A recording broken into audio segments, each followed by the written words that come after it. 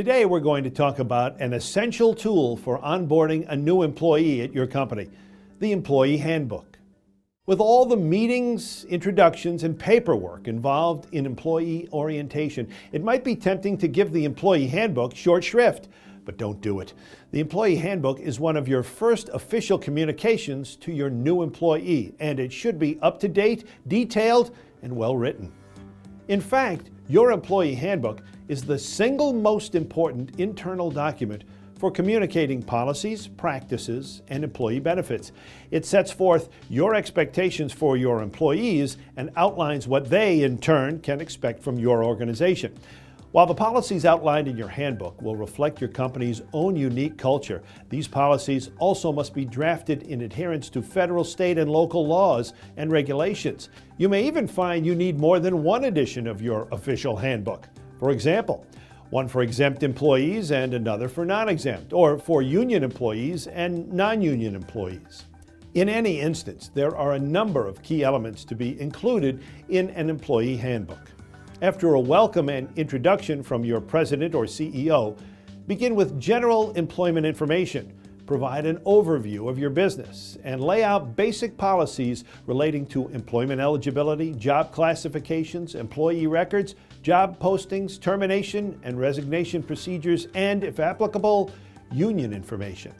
Next, address your company's anti-discrimination policies. Depending on the size of the company, employers must comply with a number of different federal and state equal employment opportunity laws prohibiting discrimination. Outline them here and set out a statement of your official compliance. This section is also a good place to set out your sexual harassment and any affirmative action policies. Your handbook should also cover compensation and work schedules. With respect to compensation, include information on federal and state tax deductions as well as voluntary deductions for benefits. Also explain pay schedules, timekeeping policies, and topics such as performance reviews, raises, and bonuses. You should also clearly state your company's regular work hours and schedules and your policy on attendance, punctuality, and reporting absences. If telecommuting or flex hours are an option, cover those here as well. Standards of conduct is one of the most important sections in your handbook. Make sure you document how you expect employees to conduct themselves in the workplace, from dress code to ethics. Remind employees of any legal obligations that they may need to comply with, such as protecting sensitive customer data, and describe your standards related to employee discipline, including any progressive discipline policy. Our discussion of conduct and employee expectations leads to our next topic: workplace safety and security. Creating a safe and secure workplace requires cooperation and partnership between a company and its employees. And it's a topic that should be addressed in the handbook so all parties are fully informed.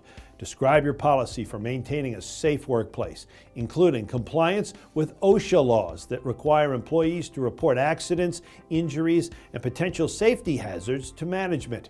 Outline your policy for bad weather or hazardous conditions, and reinforce your commitment to a safe and secure work environment. Tell employees what they need to do to keep the workplace secure, such as locking files and computers when not in use. That brings us to our next important topic: computers and technology. While computers and technology are essential tools for conducting business, employee misuse can lead to serious consequences. On almost a weekly basis, digital theft or data breach makes national news, potentially damaging the reputation and finances of both the company in question and its customers. You want to avoid this at all costs.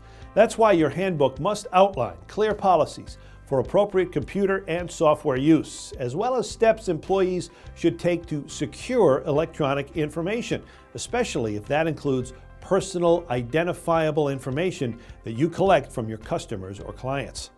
You should also explain your rules for personal use of company technology, along with your social media policy if applicable. Employee benefits and leave are two of the areas where your company policies may be subject to various federal and state laws and regulations. Your handbook should include details on your company's benefits program, including all benefits that may be required by law, such as workers' compensation, disability insurance, and COBRA, if applicable. If this information is extensive, you may wish to list it in an appendix or separate booklet. While health insurance will likely require separate legal documents such as a summary plan description, you should also explain your health insurance options and programs for retirement savings, tuition reimbursement, business travel, employee assistance, and any other fringe benefits you provide to attract and retain employees. Certain types of employee leave are also subject to state and federal law. They may include family medical leave, leave for jury duty, military leave, or time off for voting, all of which should be explained and documented in compliance with the applicable law. You should also explain your policies regarding vacation and holiday pay, personal time, bereavement time, and sick leave. Be sure to include any other essential provisions in your handbook that employees need to know about.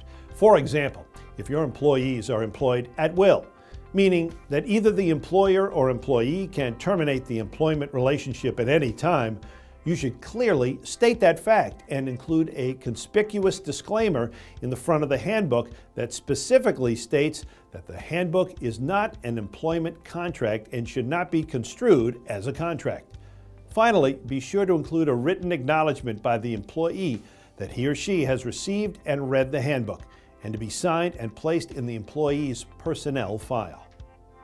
As we mentioned in part 1 of this video, your employee handbook is one of the first and most critical pieces of communication given to new employees. It should be kept up to date and outline your compliance with a number of federal and state laws. And at the same time, the handbook is also a reflection of your company's expectations, corporate culture, policy, and benefit programs. And as such, it's worth your time and attention. As always, it's wise to consult a reliable employment law attorney for a final review of any written communication before it's provided to employees.